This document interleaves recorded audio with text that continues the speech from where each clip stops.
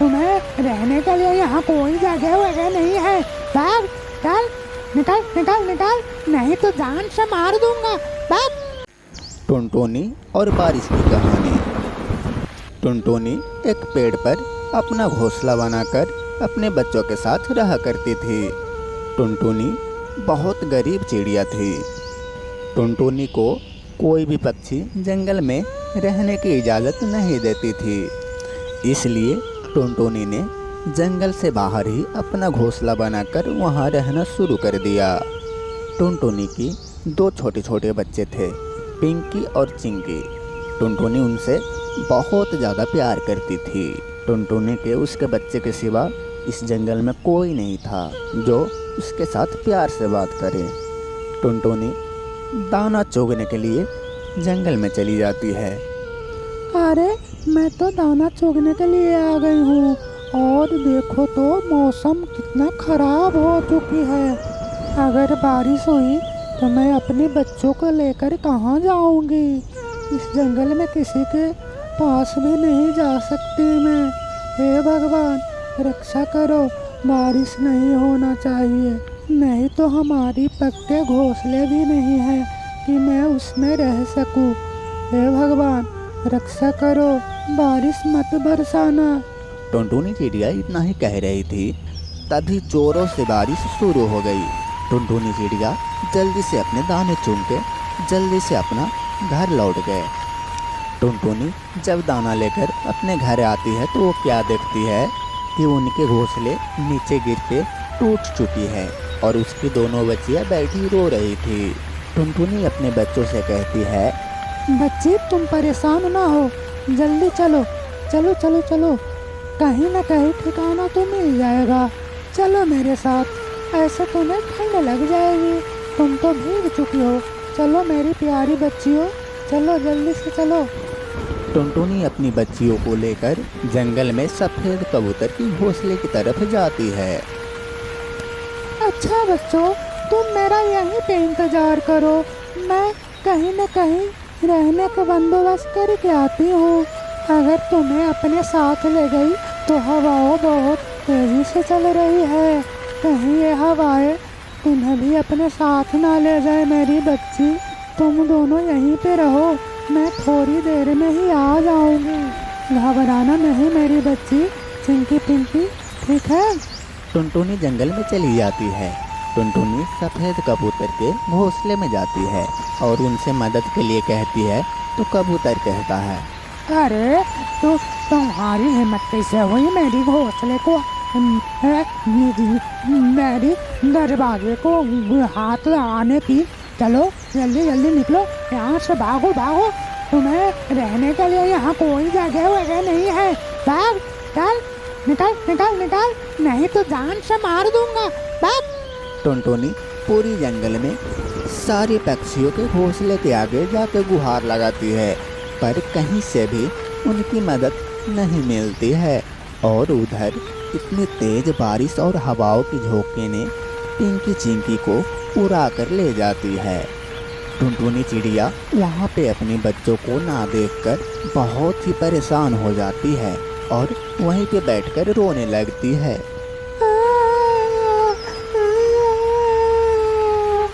मेरी बच्ची चिंकी और पिंकी कहाँ चली गई?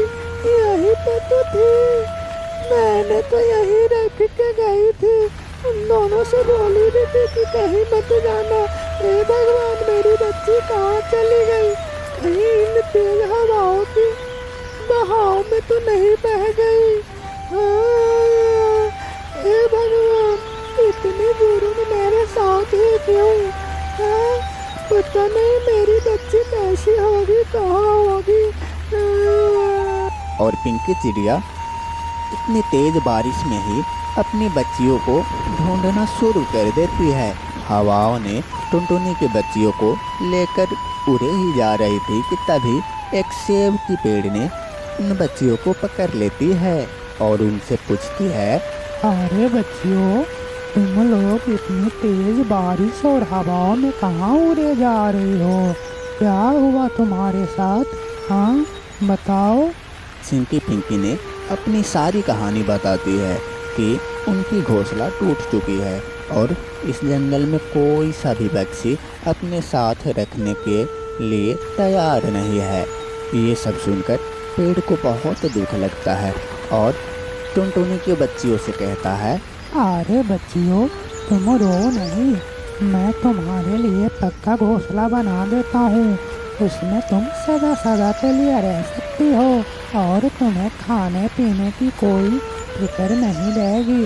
खाना पीना सब मैं ही दिया करूँगा और तुम्हारी माँ भी तुम्हारे पीछे पीछे ही आती होगी। मैं एक जादुई सेब का पेड़ हूँ, ये लो तुम्हारा घोंसला, जाओ इसमें छुप जाओ, तुम्हारी माँ भी आती ही होगी। तभी टुनटुनी चिड़िया भी अपने बच्चियों को ढूंढते ढूंढते वहीं पे आ जाती है और वहाँ पे अपनी बच्चियों को देखकर बहुत खुश हो जाती है।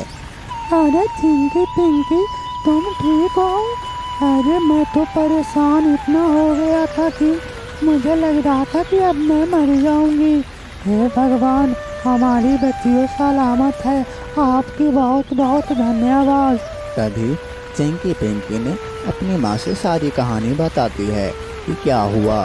सब सुन के टुनटुनी चिड़िया जादुई पेड़ को धन्यवाद देती है और खुशी खुशी उस घोंसले में रहने लगती है।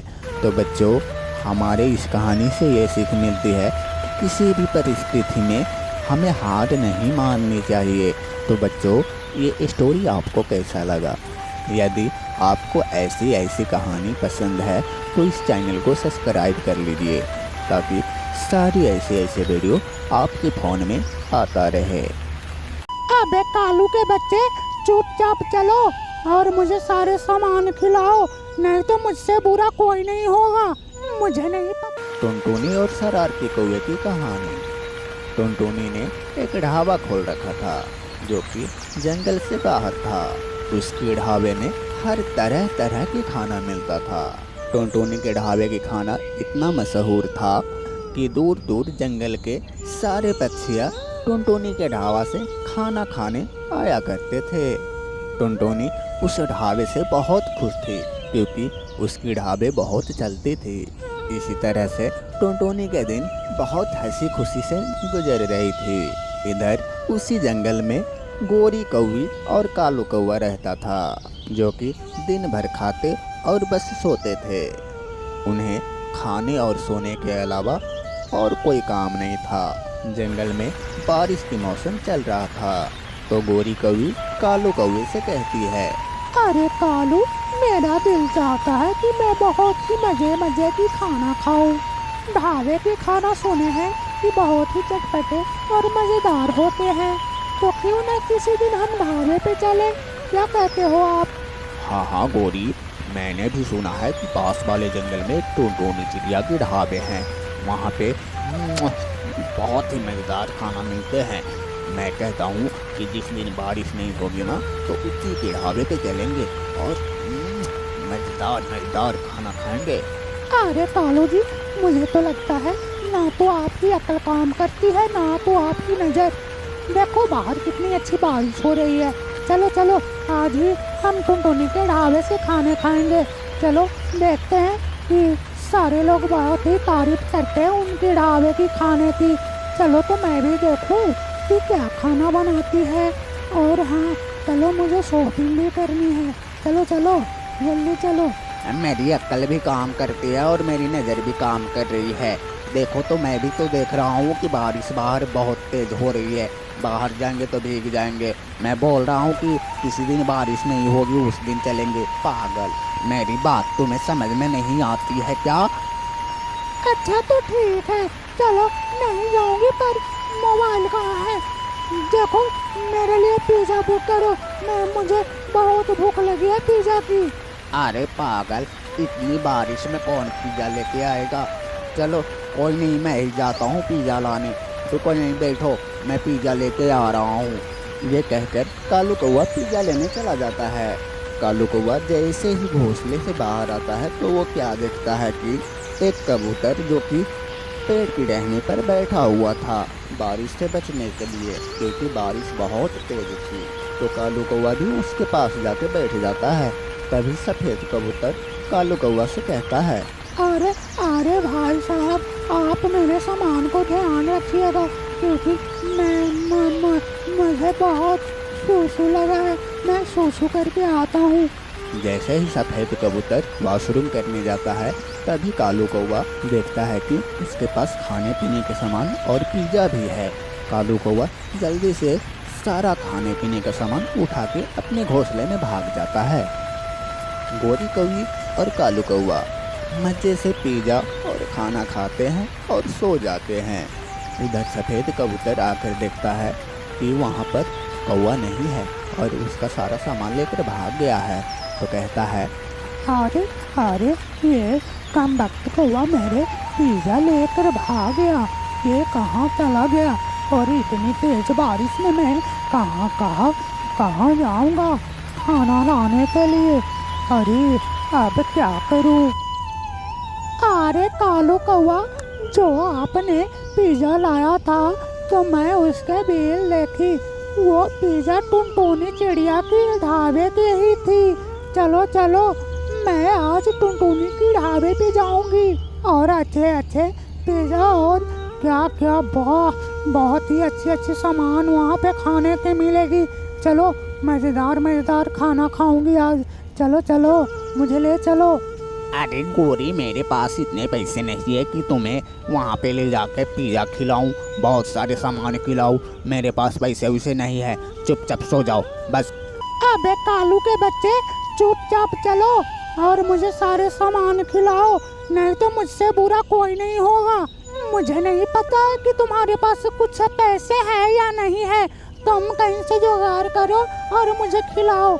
चलो चलो, नहीं तो टुनटुनी के ढाबा से खाना खा के बिना पैसा दिए ही भाग आएंगे। चलो पागल कालू कौवे, चलो इतना भी तो दिमाग लगा सकते हो ना। दोनों टुनटुनी के ढाबे की तरफ चले जाते हैं। जी मैडम सर, आपको खाने में क्या क्या चाहिए? अच्छा ना टुनटुनी, मैंने तुम्हारे ढाबे की बहुत ही तारीफ सुनी है, तो हमें खाने में पिज़्ज़ा और बर्गर दो। नहीं तो ऐसा करो, तुम्हारे पास जो खाने की सामान है सब में से एक प्लेट दे दो मुझे। अरे मैम, आप अकेले ही इतने सामान खाएंगे कि और भी आने वाले हैं कोई? हाँ, मैं ही इतने सामान खाऊंगी, तुम्हें कोई और नजर आ रहा है? मैं ही सब खाऊंगी, जाओ ले आओ। अरे गोरी की बच्ची, इतने सामान कहाँ डालोगी तुम? हाँ, इतने सामान खाओगी, मालूम है बिल कितने की बनेगी इसकी? हाँ, अगर पकड़े गए तो मालूम है लेने की देने पड़ जाएगी। दिमाग खराब है तुम्हारी। अरे कालू के बच्चे, चुपचाप रहो, तुम देखो तो सही मैं क्या करने वाली हूँ, और खाना भी खाऊंगी और पैसे भी ना दूंगी। चलो पहले आने तो दो, तुम पहले ही सुनाना चाहते हो क्या? पहले खा तो लो, खा के देखो मैं क्या करती हूँ, कि ये भी याद रखेगी। टुनटुनी ने सारे खाने में से एक प्लेट उन्हें दे देती है। टुनटुनी जैसे ही कोई काम के लिए पीछे मुड़ती है तो कालू कौवा और गोरी वहाँ से उड़ जाती है और भागने लगती है, और टुनटुनी देखती है तो वो भी उनके पीछे पीछे जाने लगती है। टुनटुनी कालू कौवे और गोरी कौवी को पकड़ लेती है और उनसे अपने पैसे ले लेती है। तभी कालू कौवा गोरी कौवी से कहती है, अरे गोरी की बच्ची, देख ली ना, पड़ गई ना लेने की देने। अब मैंने 10,000 की बिल भरी है, अब चल पहले घर चल, तुम्हारी 10,000 रुपया निकालती हूँ, चल तुम्हारी क्या हालत करती हूँ, चल। तो देखा दोस्तों, पड़ गई ना लेने की देनी। तो आज की कहानी यहीं पे एंड होती है। तो मिलते हैं कल एक नई स्टोरी के साथ। तो जल्दी से दोस्तों हमारे चैनल को सब्सक्राइब कर लो, क्योंकि सबसे पहले आपके पास ही नोटिफिकेशन जाएगा जब भी वीडियो अपलोड करूँगा।